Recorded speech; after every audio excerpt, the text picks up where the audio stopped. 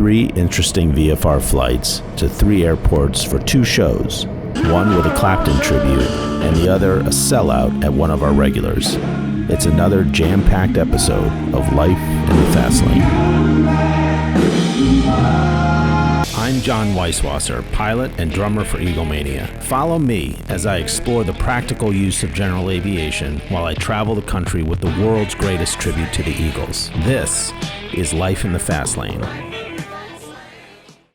This is about 2 shows for Eaglemania. The first was at the Wicomico Arts Center in Salisbury, Maryland, where we were sharing the bill with Journeyman, the Eric Clapton tribute. Because we were hitting the stage after them, our sound check was much earlier, 2:30 in the afternoon actually. The second show was the next day in Millville, New Jersey at the Levoy Theater, and will be our 6th appearance there.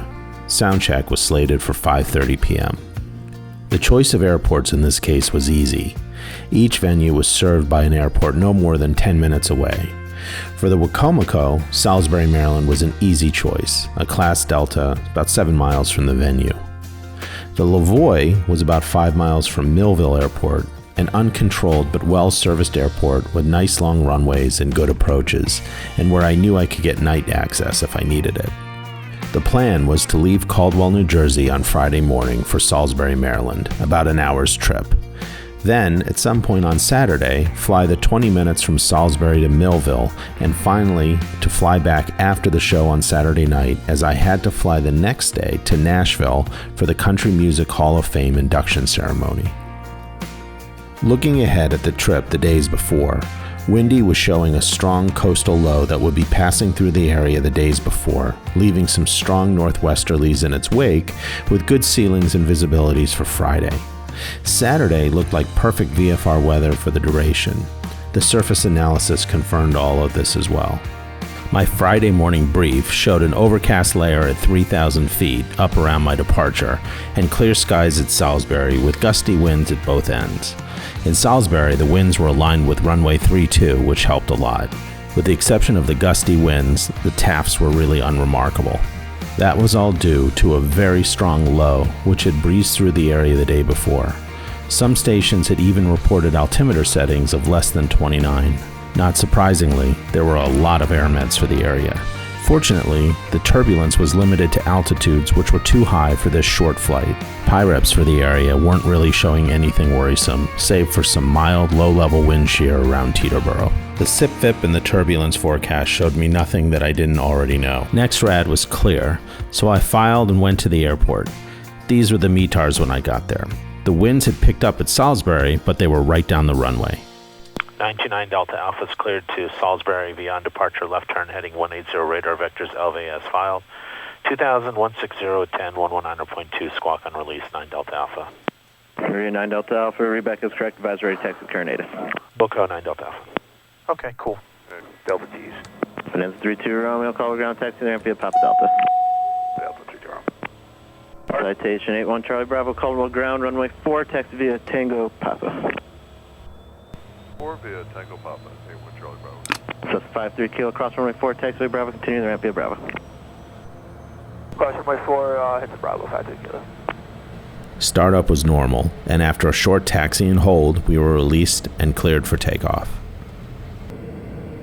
Meridian 9 Delta Alpha, wind 3308, gust 22, runway 4, clear for takeoff. Clear for takeoff 4, 9 Delta Alpha.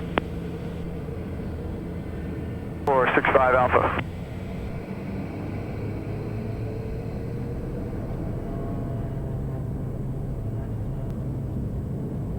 Cessna 6465 Alpha, Caldwell Tower, Caldwell Terrace 2986, go ahead. Cessna 65 Alpha, wind 3108, gust 22, would you like runway 4 or 28? Say the winds one more time. And the winds are 3108, gust 22. Give me runway 28, please. We're 9 Delta Alpha, you can contact departure on 119.2. Departure 9 Delta Alpha Solon.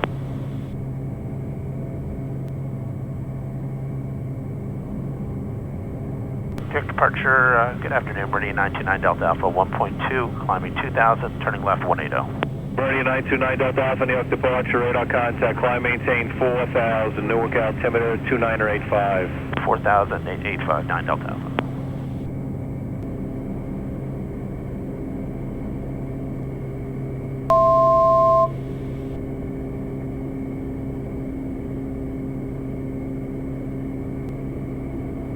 November 929 Delta Alpha, direct LV on course.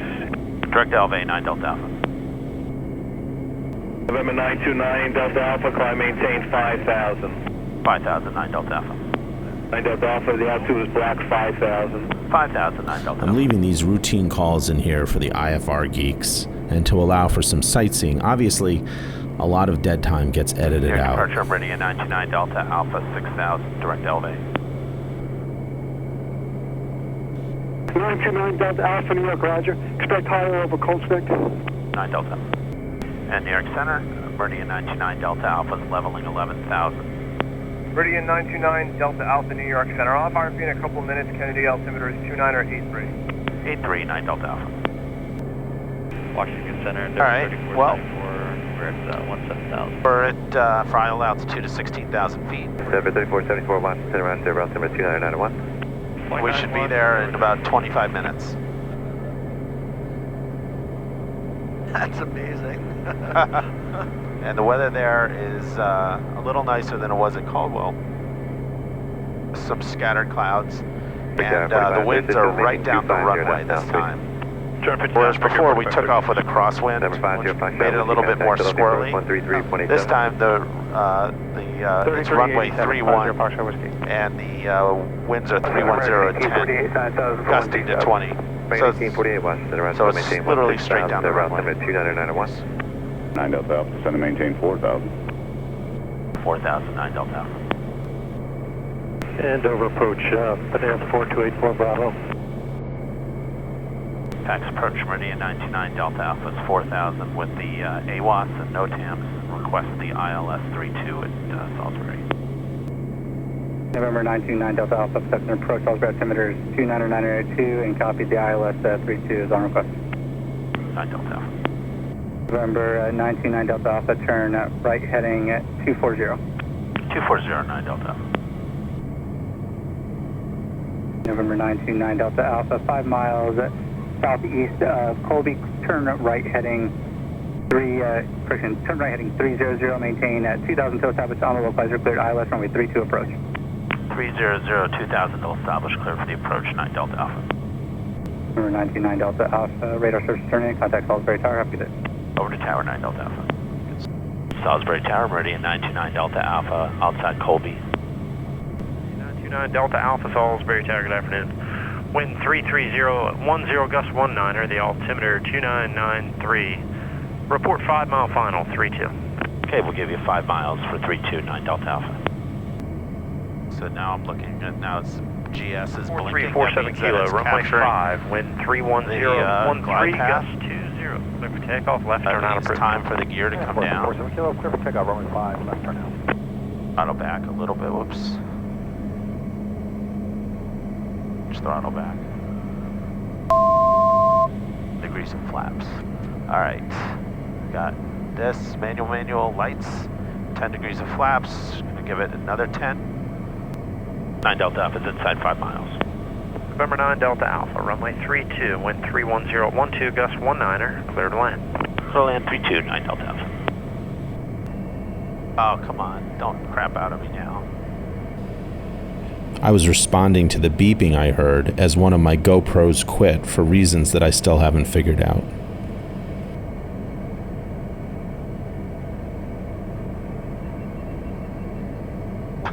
Oh, stop right now? Come on. You gotta be kidding me.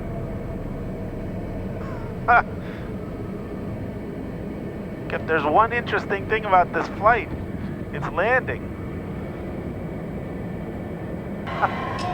Oh my God. Right?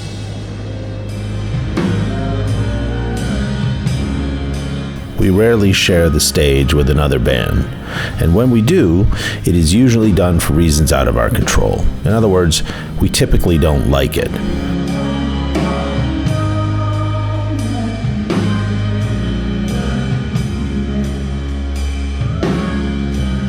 There are a couple exceptions to this rule.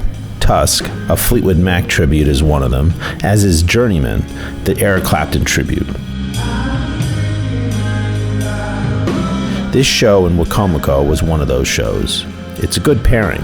Clapton and the Eagles because it really kind of has something for everyone, and the size of the room, which was in new territory for both of us, reflected that. So this is Sean Hay, the creator, the Clapton extraordinaire of Journeyman.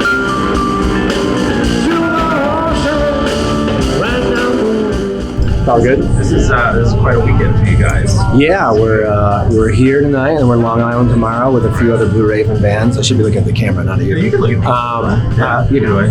You're okay looking, but just kidding. Yeah, and then tomorrow Long Island with Petty Breakers and Broken Arrow, right. And then Sunday we're at Skyloft Albany. Wow. So yeah. Wow. And you're based in Chicago, right? Chicago based, yeah. That's right. Yeah. Where do you find that you guys tend to resonate? We resonate the most in New England and the Mid-Atlantic. Okay. Yeah. And venue size have you? It varies. We've sold out on our own up to like 700 seats. Right. And then we're usually our hot spots like that 250 to 500. So. Right.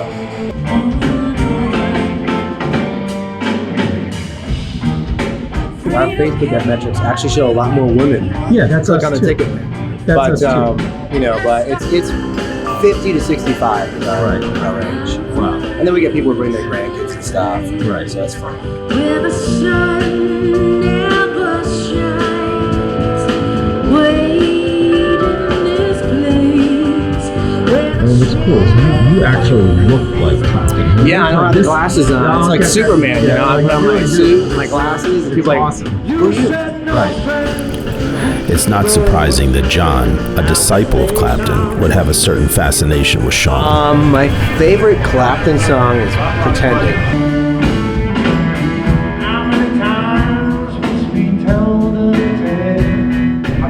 The Journeyman record, yeah, I love that one. Yeah, okay. It kind of showcases like the peak of his playing, the peak of his vocals, Right. which he's kind of stayed there since, you know. Right. He's really found his tone. He always hated his voice too, from what I've read and saw interviews of him, but it seemed like right around late 80s, early 90s, he really found it and stayed there since. So that's why I call it Journeyman. It's my favorite record. It's just like pivotal Clapton's Journeyman. What's your favorite era? I'd say that, and then around like 98 to like 2004 is also very good. It's Gad, Billy Preston, all those guys are playing at that time. So that was a really hot band. So I'd say like early 90s and late 90s and 2000s.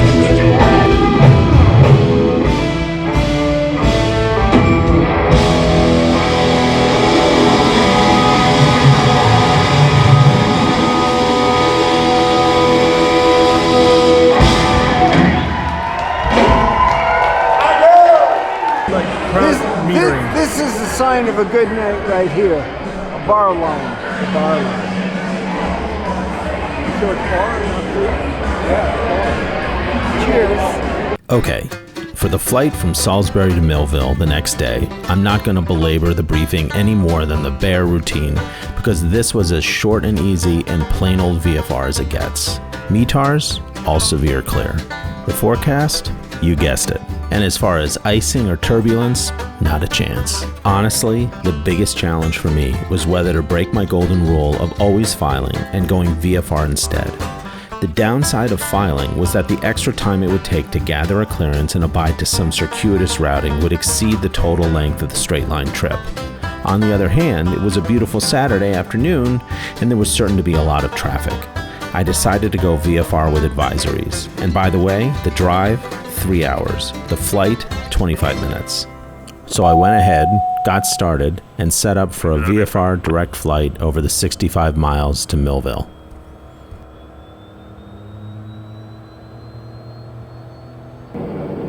Salisbury Tower, Meridian 929 Delta Alpha, holding short runway 5, ready for departure VFR Northeast. 99 Delta Alpha, Salisbury Tower, runway 5, wind variable at 3, clear for takeoff, proceed on course. Okay, clear for takeoff, runway 5, 9 Delta Alpha.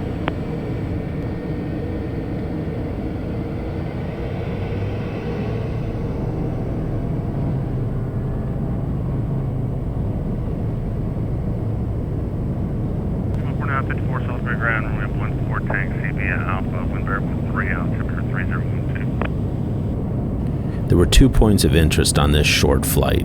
The first was evident during the rotation.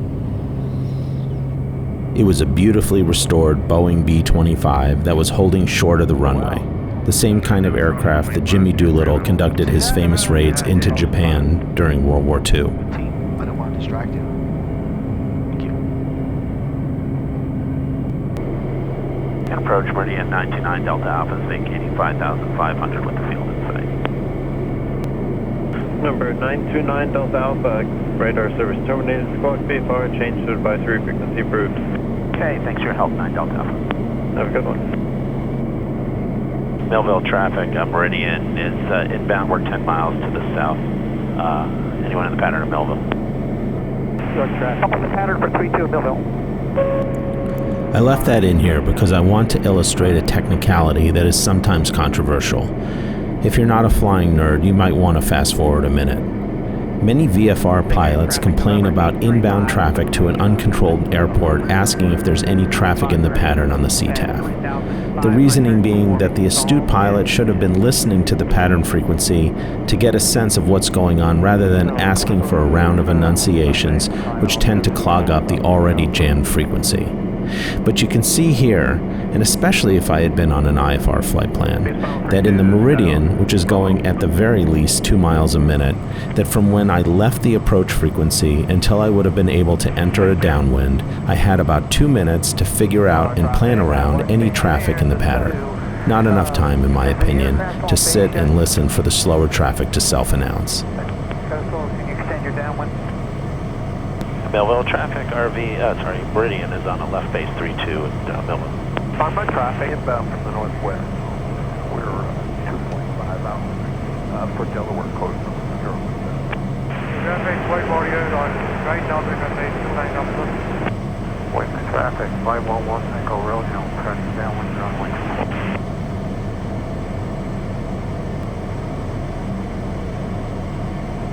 On my traffic, white station. 500. Numbers way over East Strasburg. Use caution. Skydive in progress. East Strasburg. You're not over flight. And here was the other thing that was interesting about this flight. There was a car race going on at the raceway just to the left of the final approach course, something that Millville apparently has become very well known for.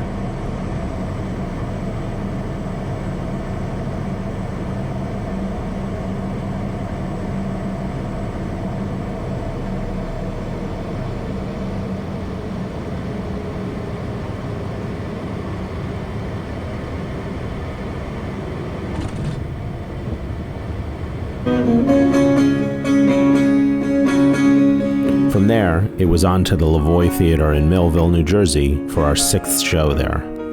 So this is Phil Van Emden, Yes. the chairman of the board of the Levoy, Yes. as well as the chief bartender, which is an odd combination. Well, it's a fun project. And I enjoy meeting the people. The Levoy was originally a vaudeville theater in 1908. Yep. Oh, wow. And then it got expanded in 1912 into a bigger facility, and then again in 1927. Mm-hmm. And it's been a very historic theater for the town for all those years. So I'm looking up tickets for tonight's show at the Levoy Theater, and this is pretty much what it looks like. This is the back of the floor, the back of the orchestra. So there's 5 individual seats just sort of hanging out. Right. And the only thing that's available is the very back row of the balcony. Right. Like the nosebleeds, which will probably be sold out. So right. I'm excited for a sellout tonight. It's going to be good. So I get asked a lot, how is it that I fly to these shows and have my gear ready for me? And that's only because of one person. That's right. Mr. Eric Schnee, drum tech extraordinaire. How long have we been working together? We've been working together a long time. A very long time. What's it, like 10 years now? I was in a band called the Gas House Gorillas. Is it that long? Yeah. Yeah. We shared a drum teacher. Yes. That's Joe. right. And the truth is that Eric is a better drummer than I am. Oh. This guy's got some serious chops. That's not true. Cool. So, awesome. Yeah, it's been great. I couldn't do it without you. Oh, thank you. Yeah, Thank no, I you. really couldn't. Thank you. So, Yeah. it's a hard job, but you do a great job. Thank you. Yeah. Matt and Dan and Miguel too. I know. Yeah, I know. for sure. We'll get to them. Yeah. But important things first. Drums first. That's right. Right. Drums first. Millville is a typical town from across America. It was originally an agricultural town, turned into a manufacturing facility. We were known worldwide for the wheat and glass factories. Glass, of course, started being manufactured around the world, and the industry left. Right. Millville also hosts the first defense airfield in the country.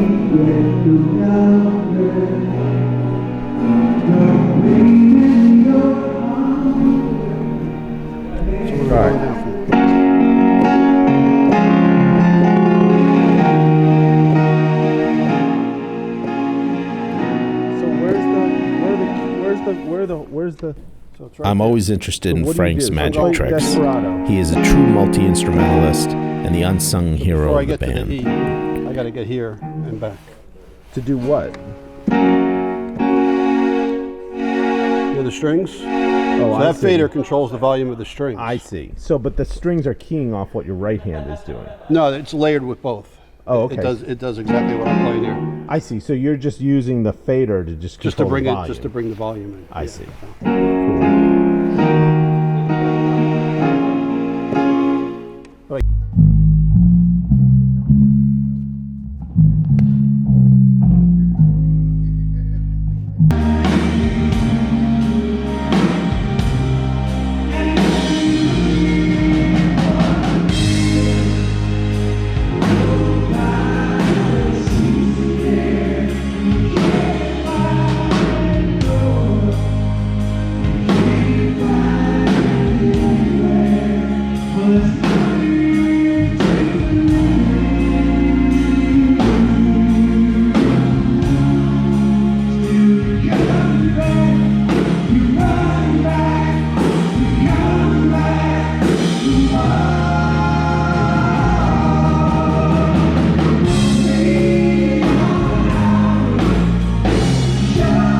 As soon as I was done with the meet and greet, I started briefing the flight home.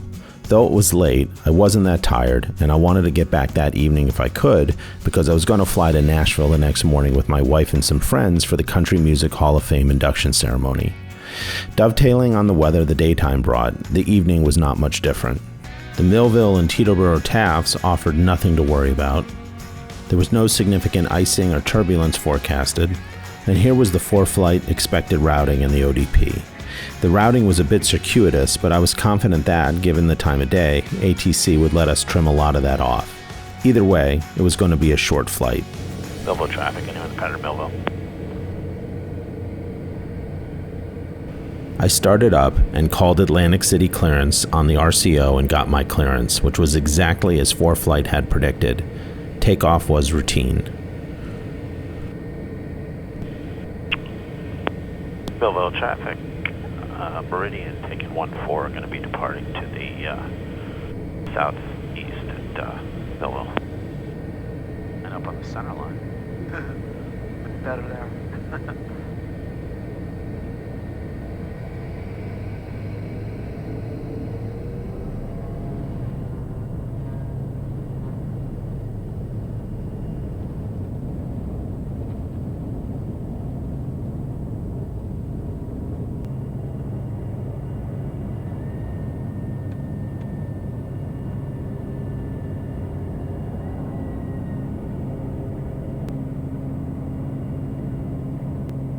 City departure, good evening, Meridian 929 Delta Alpha 800 climbing 2000 directly. Number 929 Delta Alpha landing, departure, climbing, maintain 5,000 ident. 5,000 ident, 9 Delta Alpha. 9 Delta Alpha, radar contact to south of Millville, climbing out of 1,100, altimeter 3005. When able, turn left, heading 060, vector for the climb. 0609 Delta Alpha. Filed for 15,000 and our final is 5,000. There's no traffic, but that's because these air traffic controllers have a agreement with those air traffic controllers that any airplanes going up there, when they get to a point, have to be at 5,000 feet. So he practically doesn't see any utility in making us climb up. New York approach, good evening. Meridian 929 Delta Alpha 4000 with the weather and NOTAMs in Caldwell. Delta Alpha New York, okay. Do you have an approach request in a Caldwell? Yeah, actually, I'd like the RNAV 22 via Lady for 9 Delta Alpha. Okay, you can plan on that, 9 Delta Alpha. It was interesting, and I'm not sure how one could have handled this any differently. She had me going direct to an initial approach fix on the RNAV, actually one of my choosing, in this case, Lady. From the direction I was approaching it, it was going to end up being more than a 90-degree turn, maybe more like 120 degrees to start the approach. And the flight director anticipated this sharp turn and commenced it early, maybe a half mile or so prior to the waypoint. I slowed down some to help reduce the radius of the turn, but I knew that it was going to catch the controller's attention. 9 Delta Alpha, are you going to intercept the final approach course like that, or do you want me to give you a heading? I can take it this way and just go basically from here direct Dowdy for 9 Delta Alpha. Okay, 9 Delta Alpha, then you're 5 from Dowdy and maintain 2,500 till establish final approach course, clear on nav runway 22 approach. Right, 2,500 clear for the approach 9 Delta Alpha. Radar 4991, right turn heading 150. Alright, 150, coming to 4991. It's fine. It's up on it immediately.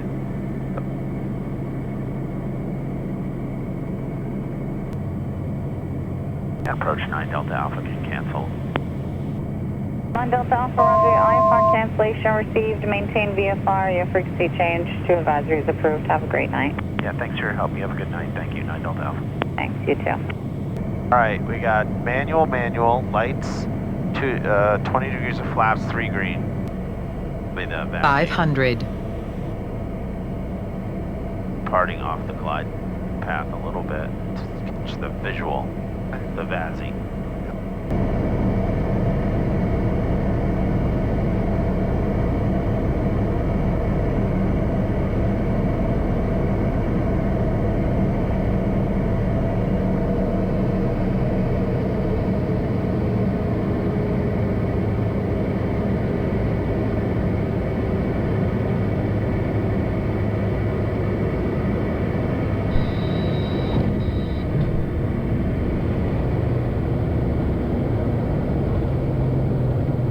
Here's what's coming up next on Life in the Fast Lane. A flight to Dulles with some gusty winds for a packed house at the State Theater in Falls Church, Virginia, followed by a pleasant flight to Harrisburg, Pennsylvania, where we pack another house in Carlisle, and you'll meet our agent. The #1 touring tribute. Followed by a night flight to the home. Eagles. It's the agent episode and another Life in the Fast Lane.